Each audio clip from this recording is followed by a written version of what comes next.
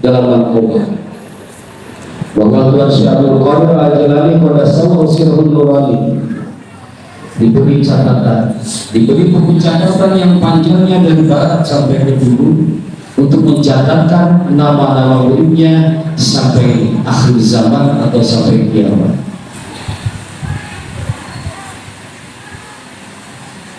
Kalau yang memahaminya akal-akal tanpa keimanan timbul keraguan di dalamnya.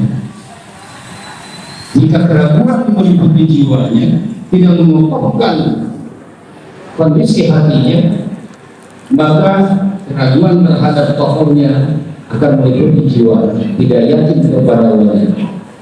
Dan jika manusia beriman tidak yakin kepada para wali-wali tersebut, jelas mereka sudah tidak pada penolong. Allah dan Rasulnya tidak akan memberikan pertolongan kepada dia. Karena pertolongan yang paling dekat dengan manusia adalah manusia. Sementara Allah mengatakan, innama waliyukum Allahu wa rasuluhu walladzina amanu. Kata Allah, dewa penolong kalian Kata Allah, dewa penolong kalian hanya tiga, Allah, Rasul, dan orang beriman. Berapa? Tiga. Dewa penolong kalian hanya tiga. Ada kata innama di sana, berarti tidak ada yang lain. Artinya hanya tiga dewa penolong kita, Allah, Rasul, dan orang beriman. Manusia tidak akan langsung mampu mencapai Allah dan Rasulnya kalau tidak dibimbing dulu oleh orang-orang beriman. Maka penolong pertama yang paling dekat dengan manusia itu, dengan orang-orang beriman itu adalah orang beriman.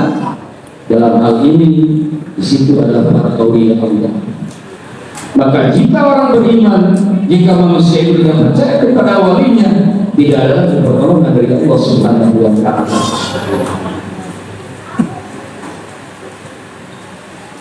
Sebaliknya, keteguhan akidah, kekokohan keimanan dalam jiwa, meyakini sepenuh hati apa yang terjadi kepada wali-wali Allah tersebut, meskipun akal tidak menerima, tapi dia meneguhkan akidahnya bahwa itu benar-benar terjadi, maka gerbang pertolongan yang Allah sudah terbuka untuk dia.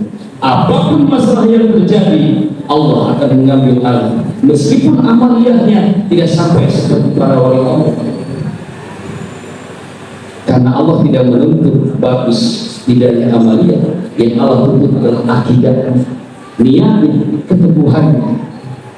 Si hamba mencintai para wali-walinya, wali yang mencintai Allah Subhanahu wa Ta'ala, maka saluran cinta dari Allah mengalir kepada hamba. Karena di situ ada MLM, multi level mahabbah, bukan marketing. Mahabbah. Multi level ini bahasa Arabnya Rohito. Jadi jadi bisa. Maka mari teguhkan jiwa ini.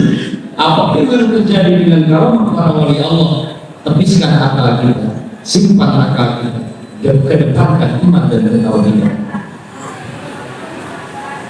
Kenapa Tuhan Syaikhul Qadir sampai berkata seperti itu? Bahkan kesannya seperti orang yang sombong. Kalau dipikir, dipulak-balik, bahasanya terlalu vulgar, seperti yang sombong. Demikianlah orang-orang yang luar biasa cinta. Siapapun di antara kita yang seliputi jiwanya oleh rasa cinta, dia akan sedikit sombong, akan mengabaikan komentar-komentar yang lainnya. Seorang anak muda mencintai kekasihnya, orang tuanya melarang, tetangganya melarang, gurunya melarang, dia dengan sombongnya menentukan diri, ini pilihan aku. Kata orang lain, goreng, jelek, pesek, hidup deh, cemanya mah ada. Kenapa alasannya? Cinta bersih maka raja di dalamnya. Cepat hidup, sanggup. Karena memang cinta menjadikan cantik, tapi tidak belum tentu menjadikan cinta. Nah, orang-orang yang meliputi rasa cinta ini, kemudian hari bisa jadi dia menjadi cerdas dalam membuatkan syair-syair cinta, meski padahal dia bukan orang pendidikan, tidak belajar syair, tidak belajar tata bahasa, tapi boleh jadi dia menjadi seorang penyair sejati. Kenapa? Rasa cinta yang mendorong di dalam dada terlalu tinggi untuk dirasakan, tidak mampu dia untuk menahan perasaan itu, ingin mengungkapkan. Ketemu sama teman diungkapkan, ketemu sama teman yang lain diungkapkan, bahkan dengan orang tuanya kalau tidak melarang pasti ingin diungkapkan. Namanya syafaat cinta. Wasyadul qadir, itu namanya syafaat sufi. Syekh Abu Yazid Al-Bustami ketika terjadi syafaat penyatuan diri, maksud penyatuan diri di situ dia sudah merekam dirinya dalam kefanaan, kerusakan bersama cinta kepada Tuhan, merasa dirinya tidak ada. Karena merasa diri tidak ada, setiap kenikmatan adalah milik Allah, dari Allah dan kehendak Allah. Helaan nafas adalah anugerah Allah, tidak akan bisa bernafas kalau tidak dikehendaki oleh Allah. Gerakan tangan, kata-kata, gerak pikiran, hati yang berkehendak, hati yang berdoa, hati yang berpikir, semuanya tidak ada kalau tidak ada kudrat irodah Allah Subhanahu wa ta'ala. Dengan cara berpikir seperti itu, maka pertanyaannya adalah mana milik kita? Manusia, mana manusia? Tidak ada. Para sufi pemikiran seperti itu tidak hanya di akal, tapi tembus ke jantung, sumarbah karena bayang, nyup karena ada jantung rasa, akhirnya merasa tidak ada. Yang ada hanyalah karya Tuhan semata. Yang ada hanyalah keagungan Allah Subhanahu wa ta'ala. Sehingga dalam keadaan seperti itu dirinya tidak merasa ada, muncullah kata-kata syafaat, la ilaha illa ana, tidak ada Tuhan selain aku.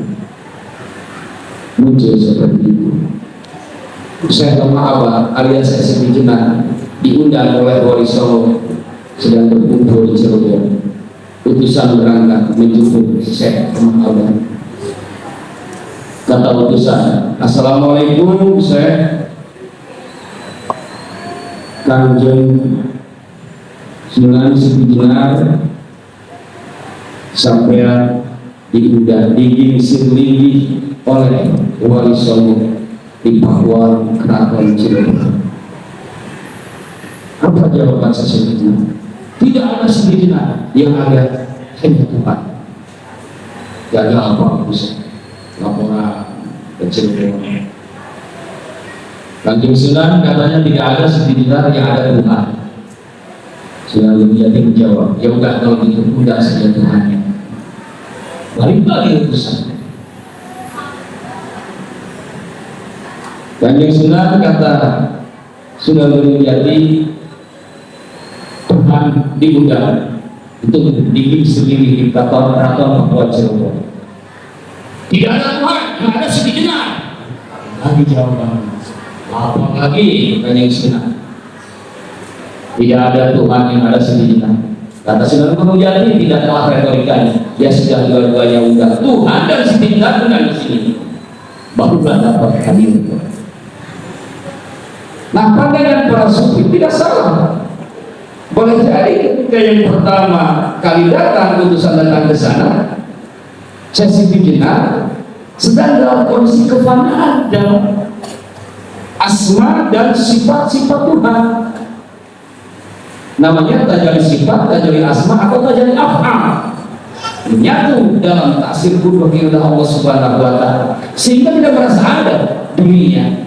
Keluarlah satu haknya, tidak ada Syekh Jenar, yang ada Tuhan. Ketika yang kedua kali dia sudah sedang kembali, Pak. Sayyidina Muhammad Rasulullah sudah hadir kembali kemanusiaannya, tidak ada Tuhan, yang ada Syekh Jenar. Akhirnya diundang dua-dua. Para wali Allah di setiap zaman, orang-orang yang redam rasa cinta, ketika sampai pada taraf atau level tertentu, mereka tidak mampu untuk keluar kata-kata tersebut, dan itu sama Allah dimaafkan. Sebuah hukum tunduk di dalam tahta cinta. Perhatikan, presiden, panglima, gagah dan lain sebagainya berbuat aturan banyak di bawah istrinya dia tunduk. tidak ada apa-apanya bagi istrinya. Ya main di rumah lagi begitu ya Pak. Kalau pakai pakaian kerajaan dan sebagainya, kata istrinya, air nyawa tidak ada nyawa, begitu. Benar nggak Pak? Begitulah wali Allah. Wali Allah itu adalah mukmin Allah. Mukmin itu tidak boleh dilihat oleh yang lain kecuali oleh pengantinnya. Bayangkan Pak, menikah seseorang siang hari malamnya malam pertama, ternyata ada orang lain melihatnya. Apa? Diperlihatkan kepada orang lain. Bagaimana nantinya? Pasti marah. Kata Syekh Junaid Al-Baghdadi, wali Allah itu adalah pengantin Allah. Tidak boleh ada yang dia, tidak boleh ada yang tahu kecuali mukmin. Makanya wali Allah disembunyikan. Tidak boleh diketahui, tidak boleh diumumkan, tidak boleh dipublikasikan. Kenapa? Itu seperti headnya perempuan. Saya tanya kepada ibu-ibu, kalau head disembunyikan atau dibuka-bukakan? Udah jelas kan kalau pada orang lain Pak, tidak head itu tetap disembunyikan. Ini ke suami ini kalau head disembunyikan, dibukakan. Belum disembunyikan, ya pakai buka. Di para wali Allah, karomah itu ibarat head, harus disembunyikan. Bagi mereka wali-wali Allah yang lurus dalam makomat-makomatnya, karomah ini harus disembunyikan. Ini adalah headnya para wali Allah. Maka jika dia tidak mampu menyembunyikan karomah-karomah tersebut, gagal dalam makom karomah, sudah tidak bisa naik lagi ke atas. Kalau ada orang sering mempertunjukkan waibul ada, dia sering terbang, dia sering membuat hal-hal yang melanggar adat kebiasaan umum, itu bukan tukang sulap. Kalau tukang sulap ya wajar karena profesinya seperti itu. Oh ternyata dia seorang ulama, itu namanya maunah, bukan karomah. Maunah kan bisa kalau maunah seperti orang tidak tahan kebal dari golong, kebal dari huru, kan bisa, ada ilmunya, ada doanya, ada riadohnya. Ini jadi ilmu. Awalnya dulunya memang karomah, tapi setelah sekian waktu yang lama oleh para aulia Allah dijadikanlah ilmu. Nah, jika itu menempati orang yang sholat dan ternyata dikomong, disebutkan maunah. Tiba-tiba air putih rasanya jadi air kayak susu, jadi air kopi dirubah rasanya. Nah, sering seperti itu ya. Misalkan tokoh ini dia seorang ulama dan sebagainya, itu bukan karomah, tapi maunah. Ini jangan sampai terjebak karena tiba-tiba punya kemampuan kesaktian di luar kebiasaan, lalu kemudian kita menyimpulkan itulah wali Allah. Tidak bisa, tidak bisa, karena karomah harus bisa disembunyikan. Nah, Tuhan Syaikhul Qadir berkata begitu karena situasi sama, maka diberikan, akhirnya tidak tahan, dikeluarkan, diberi tulisan, diberi buku, beliau harus menuliskan dari waktu itu sampai akhir zaman. Ada nama kita di sana, ada tidak adanya tergantung kepada kita. Mengamalkan nggak kita terhadap ajaran-ajarannya? Kalau mengamalkan, yakin. Yang penting mengamalkan, gurunya jelas. Di sana ada taklim, ada taklim, ada taklim pembelajaran dengan praktek. Yang ditaklimkan adalah kalimat la ilaha illallah dan zikir lainnya. Kemudian taklim ada penjelasan ketahuinya. Ada proses ini dan guru-gurunya tersambung secara sah kepada Tuhan Syaikhul Qadir. Insya Allah berproses kita terlepas sampai tidak kita pada makom tertentu, tetapi kita melakukan amalia yang terus sampai wafat diakui oleh Tuhan Syaikhul Qadir. Oh ternyata baru tahun kemarin, tapi setelah waktu kita terus mengamalkan ini. 1 tahun kemudian wafat, belum sampai waktu, belum wafat. Tapi dalam kehidupannya setelah dia menerima taklim, dia terus berproses mengamalkan.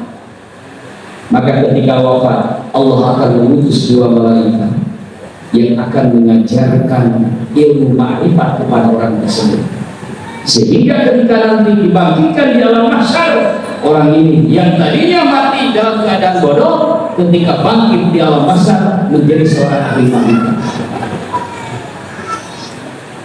Pokok itu, ya begitu.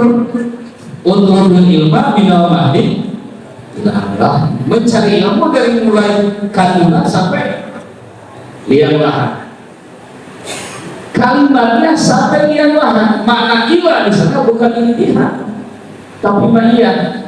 Artinya dari mulai kandungan dari sini sampai liang lahat. Sampai liang lahat itu berarti di liang lahat masih terus harus belajar, bukan sampai mati. Nggak ada kalimat mencari ilmu sampai mati, nggak ada. Minal mahdi ila maut, begitu kan? Hadisnya minal mahdi ila mahdi, dari mulai kandungan sampai dia, berarti di liang lahat kita harus belajar. Wah, ini hanya lain hanya pemahaman hanya dari dulu hanya seperti itu, hanya memahaminya, ya, pemahaman umum mencari ilmu dari mulai kandungan sampai mati dipahami seperti itu. Padahal redaksinya minal mahdi ila lahdi, dari mulai kandungan sampai dia lahir. Artinya dia pun harus mampu belajar. Bagaimana caranya? Ketika hidup hari ini, belajarlah ilmu ma'rifat dari ahlinya, dari ahlul basair. Siapa ahlul basair? Bahwa al-musid, dia adalah musik yang diberitakan, dipublikasikan di alam lahut. Nah, kita nggak akan tahu di alam lahutnya. Tapi ada banyak murid-murid musik. Ini ahli talqinnya, ini ahli taklimnya. Ada kesalahan, kita belajar. Wafat dalam keadaan kita terus berproses mengamalkan amal yang zikir, mengamalkan ilmu ma'rifat. Ketika wafat datang dua malaikat. Tuhan Syekh Abdul Qadir menafsirkan yang dimaksud dua malaikat di situ bukan malaikat yang itu, karena tidak ada catatan malaikat bertugas mengajar. Kecuali Jibril kepada Nabi itu bukan mengajar, bukan. Yang dimaksud dua malaikat, kata Tuhan Syekh Abdul Qadir dalam Sirul Asrornya, dia adalah Nabi dan wali musiknya. Berbahagialah bagi. Jadi siapapun di antara kita yang istiqomah dalam mengamalkan amalan TKN ini, lalu kemudian wafat, janji Nabi, janji Tuhan Syekh Abdul Qadir, di alam kubur dididik kita akan dibimbing terus dengan ilmu ma'rifat. Sampai kapan? Sampai nanti hari kebangkitan akhir, sampai kita berkumpul nanti di Palestina, di mahsyar. Orang-orang bangun di alam mahsyar pada bingung kebanyakan. Jadi mana tuh manusia seluruh dunia dari Nabi Adam sampai akhir zaman dikumpulkan. Nah, panitia hari kebangkitan akhirat sibuk sebelum dia menyiapkan karpet, menggelar karpet di bumi persaudaraan, sehingga bumi harus dijungkir balikan, yang dari atas ke dalam, yang dari dalam ke atas. Idza zulzilatil ardu zilzalaha wa akhrajatil ardu athqalaha, sehingga rapat bumi. Ini panitia kebangkitan akhirat mempersiapkan diri. Ngapain sih bumi harus diratakan? Orang sedunia mau dikumpulkan, Pak. Mau di mana coba kalau bumi gak diratakan? Hari ini kurang lebih 13 miliar sedunia. Kalau mau dikumpulkan di mana, Pak? Masuk gak di Kelurahan Karo? Nah, ini sedunia dari mulai Nabi Adam sampai akhir zaman dikumpulkan, maka berjejak orang bisa kebayang. Kita dihidupkan, kita bernapas, kita melihat seperti biasa, kita berpikir, kita juga tahu itu istri saya di sana, tapi boro-boro mau nyamperin saya, ngurusin diri sendiri aja, tentu bisa. Karbon dioksida keluar napas, masing-masing manusia keluar napas. Kebayang, Pak, cuaca semakin panas, matahari tujuh dalam jarak lebih dekat. Dulu ada sekitar kan bahasa Sunda, hari alam masa eta palataran anu rata. Nah, ayo lama tuh. Karena ini lagu-lagu lama. Sekarang nggak tahu nih generasi sekarang. Matahari 7 hasta, 7 tumpah. Jarak matahari di bawah tidak ada apa-apa, tidak ada pohon-pohon, tidak ada yang menyerang matahari, maka semakin panas, situasi semakin panas. Global warming hari ini tidak ada artinya dibanding dengan alam masyarakat. Semuanya merasa goncang. Kita mau kemana tidak ada yang tahu, kita mau ngapain tidak ada yang tahu. Panas matahari mau berteduh tidak ada tempat berteduh. Pohon beringin sudah tidak ada, gedung tidak ada, payung tidak ada. Cuma diri kita itu pun nggak tahu pakai baju atau enggak. Fisiknya seperti ini. Bukannya hancur, memang hancur. Fisik ini hancur. Yang hancur disisakan bahan pokoknya. Tulang ekor, ajibuz zambi, tulang cucuran. Dari tulang ekor ini nanti fisik kita dibentuk kembali. Jika amalnya bagus, akan menjadi pribadi yang bercahaya. Jika amalnya buruk, ternyata ketika dunia dia sering melakukan tindakan-tindakan hewan sabunia, katakan seperti anjing yang selalu menggonggong, ya. Ada orang lewat diganggu, gitu kan? Ada orang bisnis dikit diganggu. Nah, ada orang mau maju diganggu, maka dia berbentuk anjing, kan? Ya amas. Tapi bagi ahli la ilaha illallah laisa wahsatun fi quburihim wa fi nusurihim. Kata Nabi, bagi ahli la ilaha illallah tidak ada ketakutan di kuburnya maupun di masanya. Ketika dikubur dia dibimbing oleh Nabi dan wali mursyidnya, maka ketika bangun di hari kebangkitan akhirat, dia sudah menjadi ahli ma'rifat. Dia tahu kemana harus melangkah, dia tahu harus dengan siapa, dengan jiwa yang penuh dengan kebahagiaan. Orang merasakan panas, dia enggak, sudah punya aset, mau aset itu bukan dia begitu. Ini murid dua Syaikhul Qadir. Kalau kita mengamalkan, maka ada catatan besar. Mudah-mudahan banyak kita bagian dari yang mampu diberi kemampuan untuk mengamalkan sehingga menjadi murid. Saya menjamin, aku akan menjaga di pintu neraka kalau ada muridmu yang masuk. Tidak berlebihan. Seorang kiai, banyak santrinya, dia mengajarkan tentang ilmu dunia dan akhirat. Santrinya bertanya, pemirsa, apakah dengan kami menjalankan apa yang kau tunjukkan ini, kami dijamin selamat dunia akhirat atau tidak? Kata gurunya, janganlah untuk mencari kalian, aku tidak tahu apakah ini akan menjamin selamat dunia atau dunia ada atau enggak. Saya sendiri tidak yakin. Coba mendengar guru seperti ini, mau diikuti enggak? Seorang guru mengajarkan ilmu tapi dia sendiri tidak yakin bahwa ilmu itu akan menjamin selamat dunia akhirat. Mau diikuti enggak? Ngapain ikuti dunia orang? Dah. Tuhan Syaikhul Qadir, akidahnya sudah kokoh, imannya sudah kuat, meyakinkan diri. Apa yang aku lakukan berdasarkan Quran hadis, dan seluruh amaliyah yang berdasarkan Quran hadis jelas dijamin selamat dari neraka, masuk ke surga bahkan ke surga. Karena itu yang aku lakukan, maka siapapun yang mengikuti aku yaitu muridku pasti akan selamat. Logis gak? Logis. Tetapi murid-murid berbeda kemampuannya. Ada yang cuma yakinnya kedua Syaikhul Qadir, tidak paham Quran hadis, maka dia mengganti kalimatnya, ayo tanggung jawab atas untuk ayo seperti itu.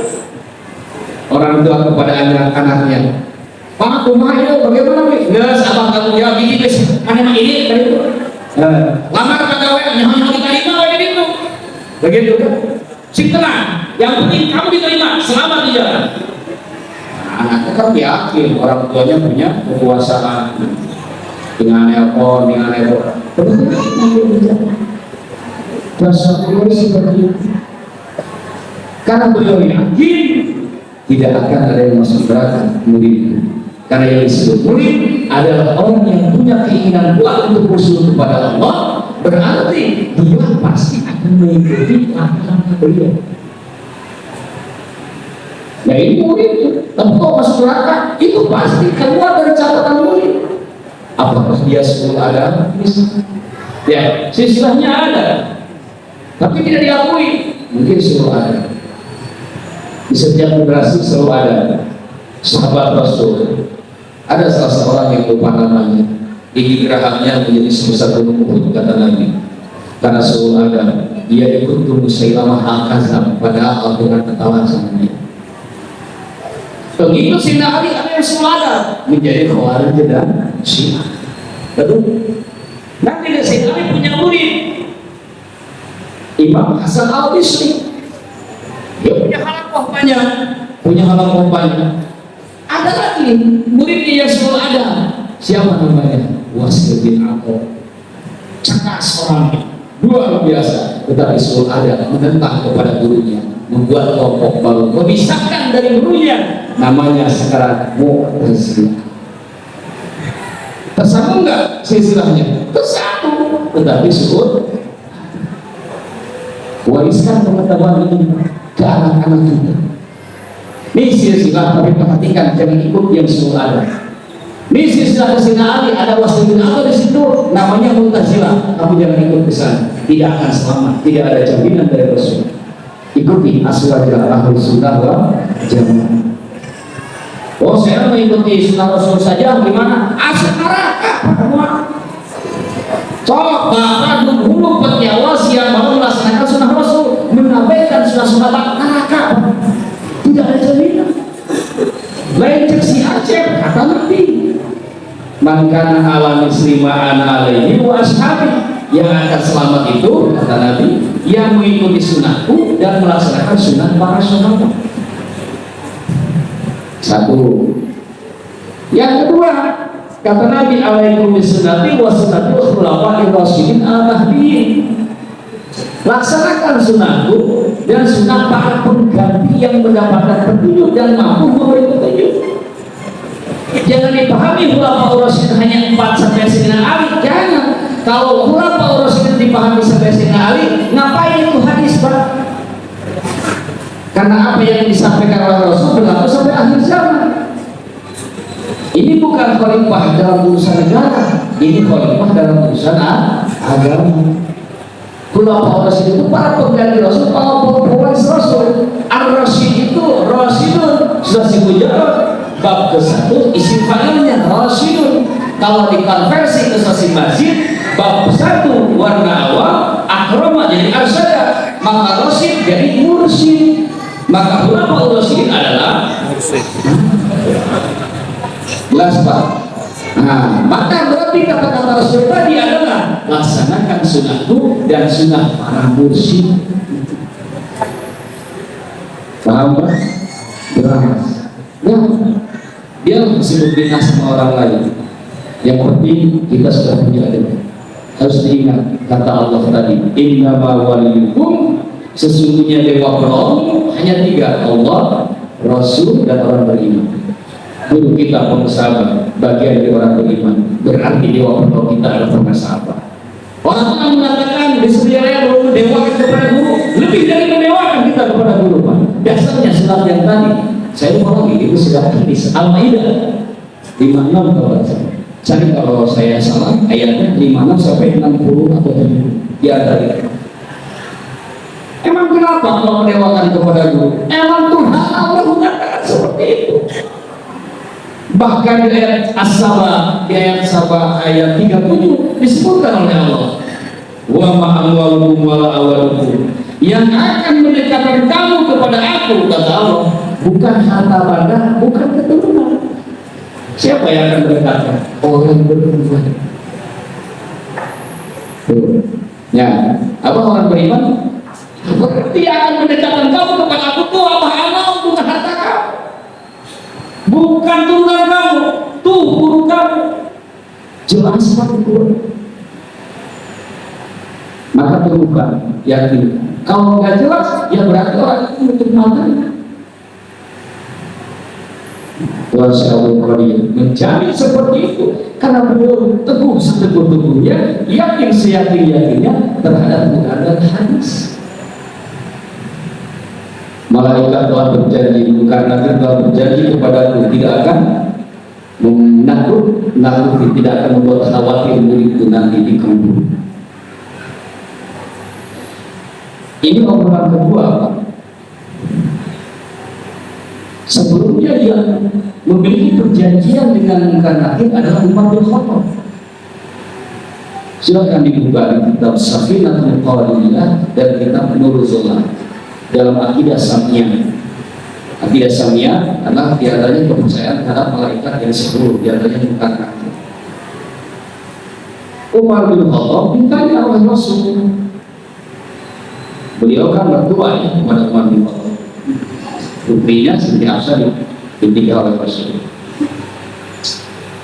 Pak, jika kelak bapak meninggal di kubur, ruangannya hanya siku sesuai badan di atas, panjangnya sesuai ukuran bapak. Setelah dikubur, datang malaikat Munkar Nakir, rambutnya apa? Yang menyala, sorot matanya kilat yang menyambar, suaranya guntur yang menggegar. Dia bertanya kepada bapak, "Man rabbuka?" Kata Rasul, "Itu mana Pak kira-kira nih bapak?" Rasul memuji Sayyidina Umar karena tahu kan Sayyidina Umar orang yang paling berani ya, orang yang paling keras. Iblis pun takut Pak Sayyidina Umar. Perwis iblis dengan Sayyidina Umar disatukan. Melihat Sayyidina Umar bertanya, "Maaf ya Rasul, apakah di kubur saya berpikir masih seperti ini?" Kata Rasul, "Iya sama. Hari ini dengan besok sama. Bapak seperti ini berpikir, besok juga begitu."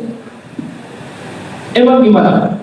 Kalau begitu akan saya lawan malaikat.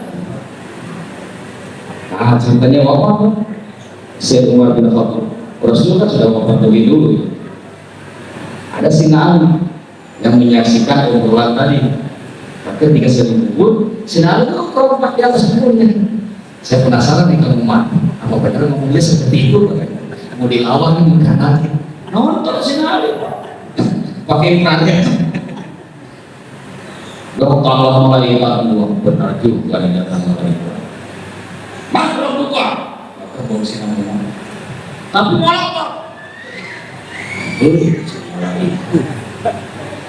Kak, anak Umar bin Khattab, sejak aku membaca syahadat dan mengakui kerasulan Muhammad sampai meninggal tidak pernah jauh dari Rasul. Rasul ada yang hina, aku yang pertama kali melepaskan pedang. Rasul berdakwah, aku ikut dakwah. Rasul perang, aku ikut perang. Di perang Uhud, Rasul terkena lemparan panah, hampir mati. Aku yang berpegang beliau. Kata Umar bin Khattab, "Hijrah Rasul, aku hijrah." Wafat penggantinya Abu Bakar, aku ikut ke Umar. Dia wafat, mengamanatkan kepada aku kepemimpinan, aku laksanakan. Sejak awal sampai akhir tidak pernah bergeser dari yang namanya Muhammad. Mereka nanya sama Pangeran Aing. Wah, kamu baru bertanya siapa Tuhan saya? Kemana aja selama ini? Lempar malaikat. Iya, gila ya. Kita mah bahasa si Aceh. Bingung malaikat. Malaikat bingung, karena tugas malaikat hanya dua. Jika dia menjawab benar, bebaskan. Jika salah, pukul. Ini memukul, berani. Malah melotot orangnya kan. Malah nanya itu kemana aja. Dia malaikat malaikat. Kalau Imam Sugawai, malaikat tak pernah dulu. Kalau ini enggak laporan. Jadi kasih kesempatan dari Imam Sugawai. Cicing mana, muka mana aja. Gitu. Dia malaikat. Akhirnya Umar bin Khattab bicara yang kedua kalinya. Kak, dengarkan oleh kalian. Aku Umar bin Khattab Iblis takut sama aku, orang yang paling berani di sahabat Rasul. Tapi aku melihat kalian berdua dengan wajah seperti ini, bergetar hati, merasa takut. Kebayang kalau nanti kaum mukminin yang iman kuat tapi mental lemah, melihat wajah kamu berdua, mereka gentar. Yang tadinya bisa menjawab, berarti tidak bisa menjawab karena rasa takut. Malaikat. Jadi Sayyidina Umar membayangkan ini bagaimana nih kaum mukminin umat Nabi yang benar-benar beriman, tapi mentalnya lemah. Begitu, berpikirnya rasional. Aku aja orang yang paling berani, takut melihat kalian berdua. Ini bagaimana nih orang mukmin yang lemah? Tonton kudu nggak jawab, karena datang ke Jerman dua, justru pas kadang bisa nggak jawab. Maka dengarkan dan berjanjilah kepadaku, mulai hari ini ganti wajah kamu, ganti rambut kamu, ganti mata kamu, ganti suara kamu dan semua tubuh kamu ketika mendatangi umat Nabi yang beriman. Jangan dengan sikap dan keadaan seperti ini. Perjanjian sama umat luar biasa. Apa kata malaikat? Sab'an wa ta'atan ala amri. Siap, itu berentak. Siap Tuhan, aku perhatikan perintah dari situ. Malaikat ketika mendatangi orang beriman berubah menjadi basah. Malaikat ini itu juga masuk ke orang akhir, ini berubah jadi basah. Ubas ganteng kayak saya gitu loh, datang nama lu nama saya, maaf ya saya dulu nih, saya harus bertanya, nggak apa-apa kan ya, Tuhan siapa Tuhan? Begitu kan santai. Oh iya bagus, saya belum bisa jawab kamu. Terus kamu siapa? Nama dia. Jika kamu tanya rumahnya dulu, tadi kalau dari mobil. Agama Islam. Sudah kamu musliman. Guru kamu oh jalurnya ini ya, siapa kode tahu kan sampai enggak ada putar di sana. Jadi kalau dengan kita ada seperti itu, sudah selesai. Itu apa yang saya nanti ada yang datang melayani Anda, siapkan kasur spring bed yang mudah. Terima kasih atas kerjasamanya. Assalamualaikum. Bahasa juga sih. Nggak yang tadi. Kenapa? Setiap janji tuh Sayyidina Umar bin Sayyidina Ali geleng-geleng kepala. Gila ini Umar katanya. Sahabat bertanya, kenapa Tuhan? Itu Umar bin Khattab udah meninggal saja, masih aja memberikan manfaat pada manusia. Tenang, kalian tidak mendatangi bongkar Nabi, tapi didatangi pasangan pasir. Nah, kalau saya baru menguatkan itu Pak. Ya, menguatkan itu sudah berjanji ke Sayyidina Umar bin Khattab, Tuhan siap baru menguatkan. Ingat malaikat perjanjian Anda dengan Umar bin Khattab? Ya, Umar bin Khattab yang menaklukkan Palestina pertama pas 5 tahun Yerusalem oleh Umar bin Khattab. Yang kedua oleh Salahuddin Al-Ayyubi. Siapa Salahuddin Al-Ayyubi? Murid Tuan Syekh Abdul Qadir.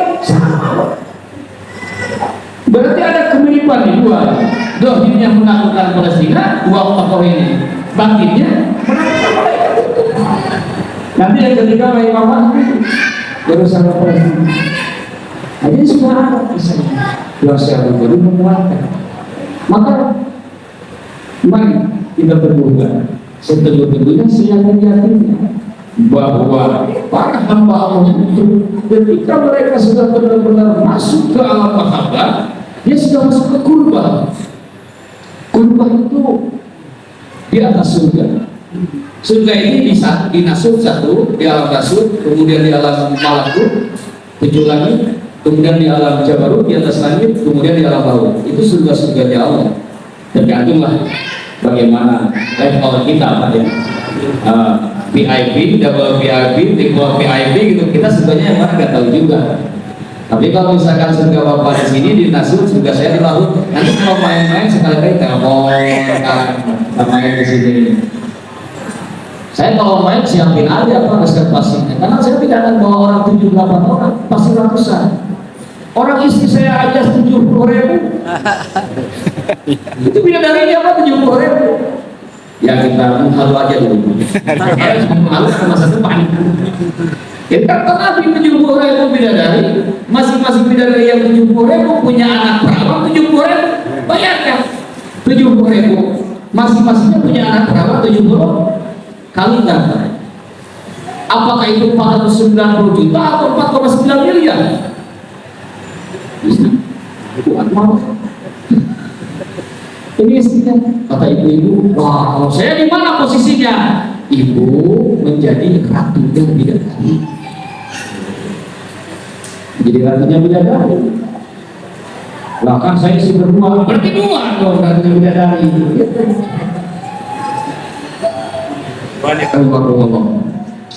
Nah disebutnya alam derajat. Surga yang tadi itu disebutnya alam derajat. Orang yang mengejar surga masuk ke alam derajat. Tapi para wali Allah masuk ke alam kurba di atas surga itu. Lebih dekat kepada Allah, tetapi bukan berarti dekat dalam makna dari kita. Nah, lahul mahfuz berada dalam derajat. Di atas sana ada lahul akbar, lebih besar. Apa yang ada di dalam lahul mahfuz, garis besarnya ada di lahul akbar. Maka ketika malaikat Azrail direbut, apa namanya, kotak Pandoranya yang berisi ruh direbut oleh Tuhan Abdul Qadir, kata malaikat Azrail, maaf Tuhan, ini tugas saya atas perintah Allah. Kata Tuhan saya, aku juga diperintah oleh Allah. Nah, sebetulnya betulan ya, padahal berbeda sumber. Azrail dari lahul mahfuz, Syekh Abdul Qadir dari lahul akbar. Ini lagi presiden, mana si gubernur, itu orang gitu. Ini ada perbedaan alam. Ditarik, akhirnya mana? Dosa bukan. Nah, di lahul akbar, beliau sudah naik ke alam sana. Dan itu perjalanan ke sana itu nggak bisa semua beberapa kali. Di doa salam ke Tuhan Syekh. Assalamualaikum warahmatullahi wabarakatuh. Ya imam makan mayyatus aidatum. Akhirnya itu bolak balik dari bumi ke sana, ke atas ke bawah, ke atas ke bawah. Makanya pada saat meninggalnya, awas jangan air mendekat kepada kalian, tidak melihat apa yang aku lihat. Itu karena para wali Allah, para malaikat datang menghadapkan saat. Yang kita bicarakan wali setingkat kutubul aktab. Kalau yang kutub itu 100 tahun satu, kutubul aktab hanya 2. Satu Tuhan Syekh Abdul Qadir, nanti Imam Mahdi. Ini hanya 2. Mungkinlah kalau kita bikin rentang waktu kutubul aktab sekitar kurang lebih 1000 tahun satu. Wali kutub artinya penghulunya para wali. Kalau kutubul aktab penghulu dari para penghulu. Maka disebutnya kutubul alami atau al-gausul fardi tingkatannya. Maka menjadi luar biasa karena diberi luar biasa oleh Allah Subhanahu wa Ta'ala. Nah, dalam mendengarkan ini kita sebagai ikhwan tidak hanya terpesona dan bangga, tetapi buktikan kebanggaan kita dengan meningkatkan amalia pokok DKM zikir khotamah manaqib. Kalau misalnya saja DKM saja DKM apa? Zikir khotamah manaqib saja. Sholat sunnah ziarah mandi yang pokok pertama kalian lupa dikokohkan, yang 3 zikir khotamah manaqib. Ini kokoh, yang lain terbuka. Nah, tiba-tiba nanti kita merasa ini sunat nawawi karena itu sudah kokoh, limpahan hidayah jauh dengan sendirinya kita bisa melaksanakan awal ini. Ada awal 2 rakaat dulu ya. Jadi pada pagi, salat pada pagi baru awal 1 tahun karena tinggal teman. Gak apa-apa, yang penting berproses aja. Ya, jangan sampai malam ini selesai semuanya salat antara bisa, besoknya kagak satu-satu juga. Ya, sedikit tapi mudah wafat. makalah adua emas sedikit tapi terus berkesinambungan.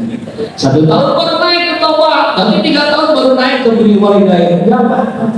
Oh ternyata dia naik sampai beri walidain keburu meninggal. Nanti yang tadi itu di alam kubur kita akan dibimbing oleh Rasulullah SAW.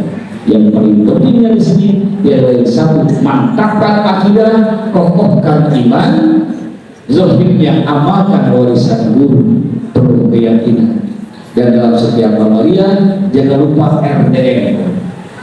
Apa RDM? Robitoh, zikir, muraqabah. Assalamualaikum, assalamualaikum, salam.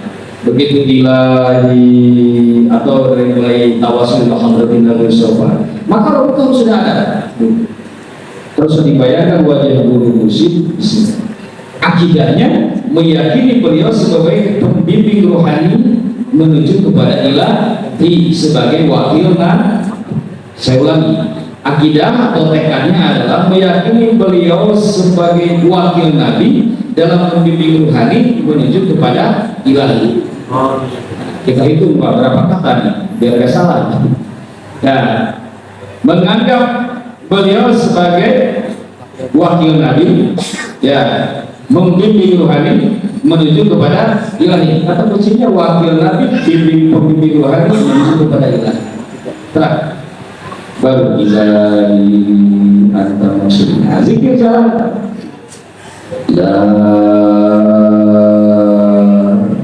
ketika mengucapkanlah harus dinafikan semua yang ada.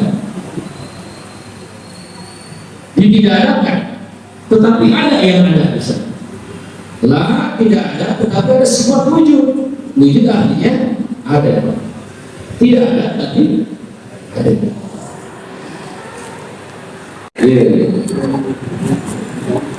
Basirat ada. Basirat ada. Ya ada. Nah itu yang ngomong nggak ada, yang ada atau yang nggak ada? Yang ngomong, yang mengatakan tidak ada, yang ada atau yang tidak ada? Yang ada. Yang bilang tidak ada, yang hadir atau yang nggak hadir? Itulah. Yang hadir. Berarti yang mengatakan tidak ada itu yang ada. Di dalam Allah itu ada sifat wujud. Wujud itu adanya Allah. Berarti yang ada harus hanya Allah. Karena la ilaha illallah kalami, kata Allah, la ilaha itu kalamku, ucapanku. Maka ketika mengucapkan la harus ditidakadakan, termasuk orang yang berpikirnya. Jangan sampai merasa ada. Jangan sampai merasa saya bisa dikir. Sampai ada pengakuan, wah sukses malam saya dikir 1000, 10.000 bisa sekarang Pak. Nah, udah hilang lagi. Mana tauhidnya tidak ada, mana nafinya tidak ada. Pertama langsung dipasang, tidak ada yang bisa mengucapkan ini. Tidak ada kemampuan lidah ini, tidak ada kemampuan pikir ini, tidak ada kemampuan hati ini, kecuali kekuatan semuanya bersumber dari Allah Subhanahu wa Ta'ala. Maka dengan demikian ketika mengucapkan la, isbat sudah ada, zikir hobi sudah ada. Kalau menyatakan la, isbatnya tidak ada, zikir hobinya tidak ada, bisa kufur sebentar itu. Kenapa bisa kufur sebentar? Bayangkan, la ilaha artinya apa? Tidak ada Tuhan. Lalu Anda meninggal, belum mengatakan ilallah. Apa kata Allah? Nah, ente tidak mengakui adanya Tuhan. Kamu cuma mengucapkan tidak ada Tuhan. Coba, kalau tidak ada zikir hobi, betul kan? Ilaha, baik, Pak. Ente tidak mengakui Tuhan. Karena kamu hanya mengatakan la ilaha, di dalam hati kamu tidak ada isbat. Betul. Hanya para ulama, para guru, hati-hati ketika mengucapkan dahului dengan isbat. Pikir hobi sudah tinggal. Bagaimana teknisnya? Apakah dikir hobi itu diucapkan? Enggak. La ini ucapan lidah. Lidah itu simbol hati. Maka berarti ucapan ini sumbernya dari hati. Hati tidak bisa ngomong dua hal dalam satu waktu yang sama. Maka ketika mengucapkan la, ini tidak bisa mengatakan pikir hobi. Maka pikir hobi pada saat itu dengan pikiran. Pikirannya kemana? Ke Allah.